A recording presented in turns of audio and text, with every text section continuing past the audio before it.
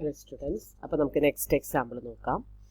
Sketch the graph of f of x equal to 2x square minus 8 divided by x square minus 16. അപ്പോൾ കഴിഞ്ഞ problem ചെയ്ത പോലെ തന്നെ ഇതും എങ്ങനെയാണ് ചെയ്യുന്നത് എന്നുള്ളത് നമുക്ക് നോക്കി നോക്കാം. അപ്പോൾ ഇവിടെ അതേ ഇതിൻ്റെ ഡൊമൈൻ നമുക്ക് മെൻഷൻ ചെയ്തിട്ടില്ല. അപ്പോൾ ഡൊമൈൻ ജസ്റ്റ് ഒന്ന് നോക്കി നോക്കാം എങ്ങനെയാണ് വരുന്നത് എന്നുള്ളത്. അപ്പോൾ ഇവിടെ റാഷണൽ ഫംഗ്ഷൻ ആണ് അല്ലേ, ചില പോയിന്റ്സിൽ ഫംഗ്ഷൻ അൺഡിഫൈൻഡ് ആവുകയൊക്കെ ചെയ്യും. അപ്പോൾ ഡൊമൈനെ നമുക്ക് അതിനനുസരിച്ച് സെറ്റ് ചെയ്യേണ്ടി വരും. അപ്പോൾ എവിടെയാണ് ഡിനോമിനേറ്റർ 0 ആകുന്നതെന്ന് നോക്കുക. ഡിനോമിനേറ്റർ 0 ആകുന്ന points x square minus 16 equal to 0 കൊടുക്കുക. അപ്പോൾ x plus 4 into x minus 4 equal to 0 ആകുന്നിടത്ത്, അതായത് എക്സ് ഈക്വൽ ടു മൈനസ് 4ലും എക്സ് ഈക്വൽ ടു പ്ലസ് 4ലുമാണ് ഫംഗ്ഷൻ അൺഡിഫൈൻഡ് ആകുന്നത്. അപ്പോൾ ഡൊമൈൻ എന്ന് പറയുമ്പോൾ അതിനകത്ത് -∞ മുതൽ ഇൻഫിനിറ്റി വരെയുള്ളതിൽ -4ഉം 4ഉം ഒഴിവാക്കുക. അപ്പോൾ -∞ മുതൽ -4 വരെ, യൂണിയൻ -4 മുതൽ 4 വരെ, പിന്നെ 4 മുതൽ ഇൻഫിനിറ്റി വരെ. അപ്പോൾ ഇവിടെ ഓപ്പൺ ഇൻറ്റർവൽസ് ആയതുകൊണ്ട് -4ഉം 4ഉം എവിടെയും ഉൾപ്പെട്ടിട്ടില്ല കേട്ടോ. ഒരു സ്പ്ലിറ്റിംഗ് കാണിക്കാൻ വേണ്ടിയിട്ടാണ് ഇങ്ങനെ ഓപ്പൺ ഇൻറ്റർവൽ ആയിട്ട് സെലക്ട് ചെയ്തത്. ക്ലോസ് ഇൻറ്റർവൽ ആണെങ്കിലാണ് അത് അതിനകത്ത് ഇൻക്ലൂഡഡ് ആവുകയുള്ളൂ. അപ്പോൾ എല്ലായിടത്തും ആ പോയിന്റ്സ് ഓപ്പൺ ഇൻറ്റർവൽസ് ആയിട്ടൊക്കെ എടുക്കുന്നത്, അതായത് ആ രണ്ട് പോയിന്റ്സും ഡൊമൈനിൽ ഉൾപ്പെട്ടിട്ടില്ല. സ്റ്റെപ്പ് 2ൽ നമ്മൾ x and y intercepts find ചെയ്യുക. Put x equal to 0. X equal to 0 എന്ന് സബ്സ്റ്റിറ്റ്യൂട്ട് ചെയ്തിട്ടുണ്ടെങ്കിൽ വൈയുടെ വാല്യൂ നമുക്ക് 0 എന്ന് കിട്ടും. അപ്പോൾ ഓക്കെ, അല്ല സോറി 1/2 എന്ന് കിട്ടും. വൈയുടെ വാല്യൂ നമുക്ക് 1/2 എന്ന് കിട്ടും. അപ്പോൾ x equal to 0, y equal to 1/2 ആണ് ഒരെണ്ണം വരുന്നത്.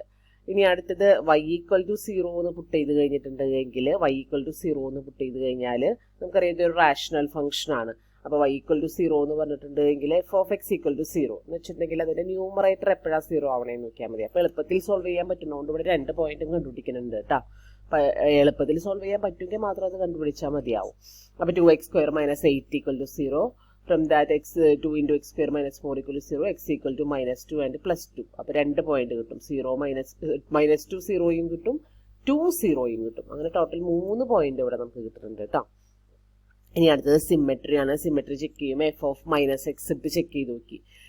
എക്സിന്റെ പ്ലേസിലെല്ലാം -x വെച്ച് റീപ്ലേസ് ചെയ്തപ്പോൾ നമുക്ക് സെയിം തന്നെ കിട്ടി. F of -x equal to f of x ആണെന്ന് കിട്ടി. അപ്പോൾ എക്സിനെ -x വെച്ച് റീപ്ലേസ് ചെയ്യാലും അവിടെ വ്യത്യാസമൊന്നും സംഭവിക്കുന്നില്ല. So the graph is symmetric about y axis എന്ന് പറയാൻ പറ്റും. Graph is symmetric about y axis. F of -x equal to f of x എന്ന് കിട്ടിയാൽ graph is symmetric about y axis. അതുപോലെ f of -x equal to f of x എന്ന് കിട്ടിയാൽ graph is symmetric about the origin ആണ്. അപ്പോൾ ഇവിടെ നമുക്ക് about y axis ആണ് സിമെട്രി കിട്ടുന്നത്. ഇനി എൻ്റെ ബിഹേവിയർ നോക്കാം. അപ്പോൾ limit x tends to -∞ f of x ചെയ്യുമ്പോൾ ഇത് ലിമിറ്റ് കാൽക്കുലേറ്റ് ചെയ്യുന്നു. എക്സ് സ്ക്വയറിനൊക്കെ ഔട്ട് സൈഡ് എടുത്തിൻ്റെ ലിമിറ്റ് കാൽക്കുലേറ്റ് ചെയ്യുമ്പോൾ 2 എന്നാണ് കിട്ടുന്നത്. അപ്പോൾ എക്സ് എത്ര വലുതായി പോയാലും എഫ് ഓഫ് എക്സിൻ്റെ വാല്യൂ 2 വരെ പോവുള്ളൂ. നെക്സ്റ്റ് നമുക്ക് അസിംപ്റ്റോട്ട്സിനെയാണ് നോക്കാനുള്ളത്. അപ്പോൾ അസിംപ്റ്റോട്ട്സ് നോക്കുമ്പോൾ ആദ്യം വെർട്ടിക്കൽ അസിംപ്റ്റോട്ട് ഫൈൻഡ് ചെയ്യണം. അപ്പോൾ ഞാൻ പറഞ്ഞിരുന്നു ഡിനോമിനേറ്റർ 0 ആകുന്ന പോയിന്റ്സിലാണ് വെർട്ടിക്കൽ അസിംപ്റ്റോട്ട് എക്സിസ്റ്റ് ചെയ്യാനുള്ള പോസിബിലിറ്റി ഉള്ളത്. അപ്പോൾ ഇവിടെ ഡിനോമിനേറ്റർ 0 ആകുന്ന പോയിന്റ്സ് നമ്മൾ ഓൾറെഡി ഫൈൻഡ് ചെയ്ത് വെച്ചിട്ടുണ്ട്. എക്സ് ഈക്വൽ ടു -4ഉം എക്സ് ഈക്വൽ ടു 4ഉം ആണ് ഡിനോമിനേറ്റർ 0 ആകുന്ന പോയിന്റ്സ്.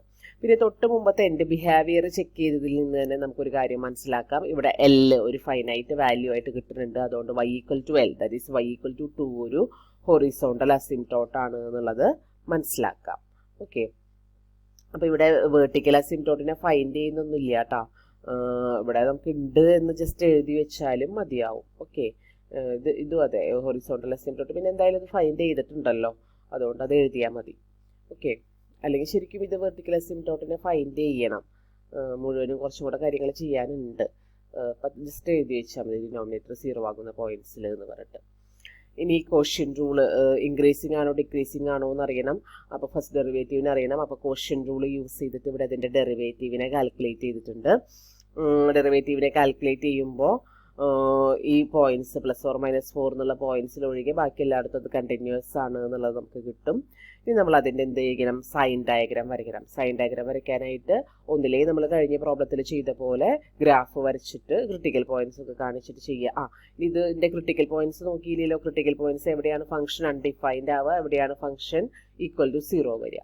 ഇത് അൺഡിഫൈൻഡ് ആകുന്ന 2 പോയിന്റ്സ് കിട്ടും, -4ഉം +4ഉം ഡിനോമിനേറ്റർ നോക്കിയിട്ട്.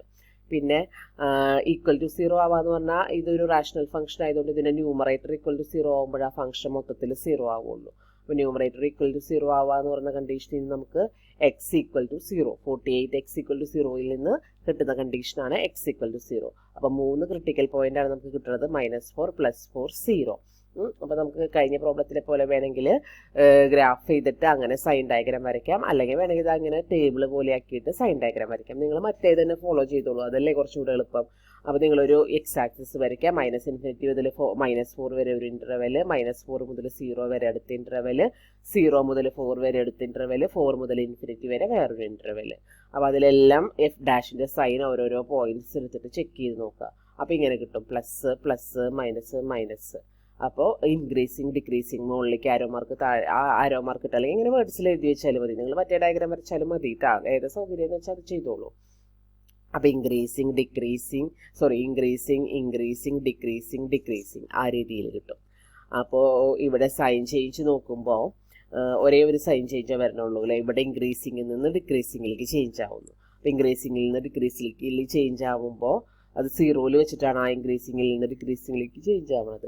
അപ്പോൾ 0യിൽ നമുക്കൊരു റിലേറ്റീവ് അല്ലെങ്കിൽ ലോക്കൽ മാക്സിമം എക്സിസ്റ്റ് ചെയ്യാനുള്ള പോസിബിലിറ്റി ഉണ്ട്. അപ്പോൾ 0ക്ക് കറസ്പോണ്ടിങ് ആയിട്ടുള്ള പോയിന്റ് നമ്മൾ 1/2 ആണ് ഫൈൻഡ് ചെയ്തപ്പോൾ കിട്ടിയത്. അത് ഓൾറെഡി ഫൈൻഡ് ചെയ്ത് തന്നെയാണ്. അപ്പോൾ 0 1/2 ലോക്കൽ മാക്സിമം എക്സിസ്റ്റ് ചെയ്യുന്നുണ്ട് എന്നുള്ളതാണ് അടുത്തത് വരിക, സ്റ്റെപ്പ് 7ൽ കിട്ടുക.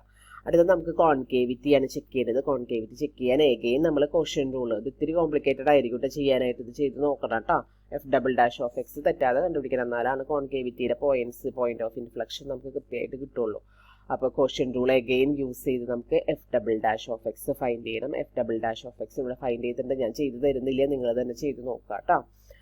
അപ്പോൾ നമുക്ക് ഇനി ഇത് ഈക്വൽ ടു 0 ആകുന്നതും ഇത് അൺഡിഫൈൻഡ് ആകുന്നതുമായിട്ടുള്ള പോയിന്റ്സ് കണ്ടുപിടിക്കണം. ഇത് ഈക്വൽ ടു അൺഡിഫൈൻഡ് ആകുന്ന പോയിന്റ്സ് ആണ് -4 +4.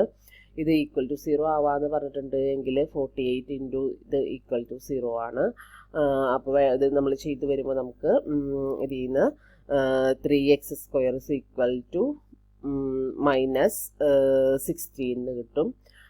From that x² equal to -16/3. അതിൽ നിന്ന് നമുക്ക് എക്സ് കണ്ടുപിടിക്കാനായിട്ട് പറ്റില്ല. അപ്പോൾ നമുക്കിത് ഈക്വൽ ടു 0 ആകുന്ന പോയിന്റ്സ് ഇല്ല. മീൻസ് അതിൽ നിന്ന് റൂട്ട് എടുക്കാനായിട്ട് പറ്റില്ലല്ലോ, നെഗറ്റീവിൻ്റെ റൂട്ട് എടുക്കാൻ കിട്ടില്ലല്ലോ. അപ്പോൾ പിന്നെ ഈ 2 പോയിന്റ്സ് മാത്രം മതി, -4ഉം +4ഉം.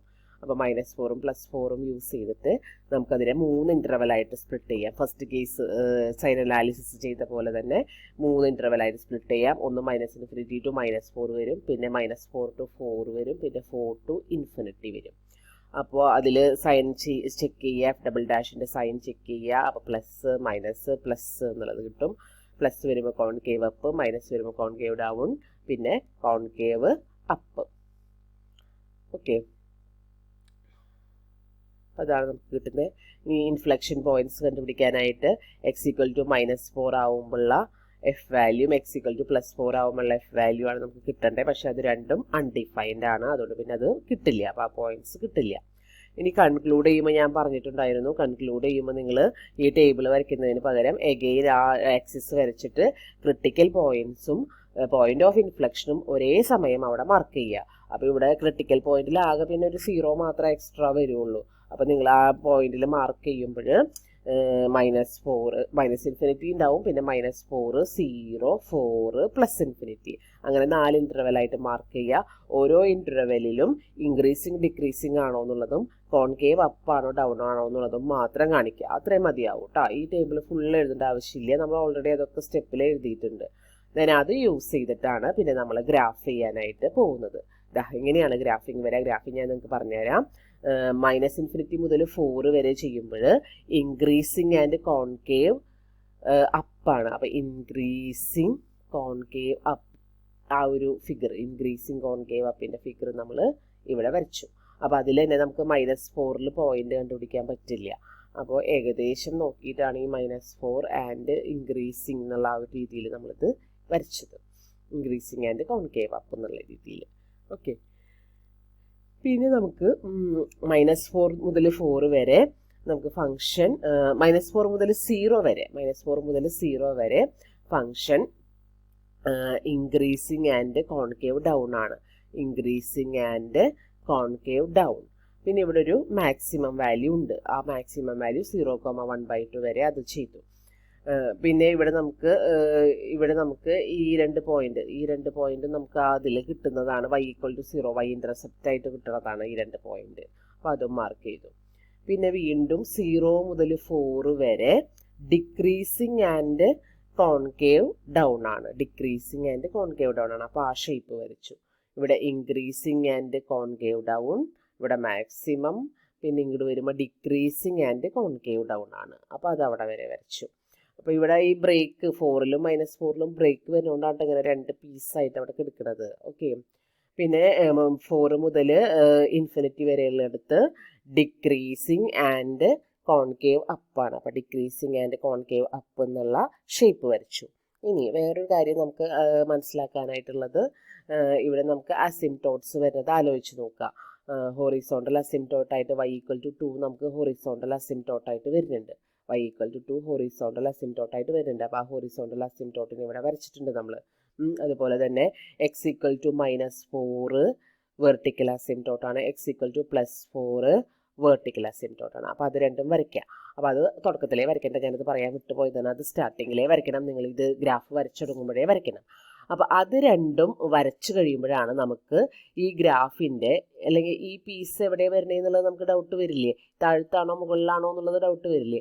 അപ്പോൾ ആ 2 അസിംപ്റ്റോട്ട് വരച്ചു കഴിയുമ്പോഴാണ് ഈ 2 ലൈൻ അസിംപ്റ്റോട്ടായിട്ട് വരുന്ന രീതിയിൽ വേണം ഇവിടുത്തെ ഫിഗർ വരേണ്ടത് എന്ന് മനസ്സിലാക്കാൻ.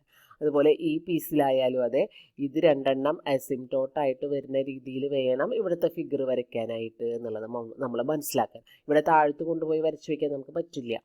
അപ്പോൾ അസിംപ്റ്റോട്ടായിട്ട് വരില്ല.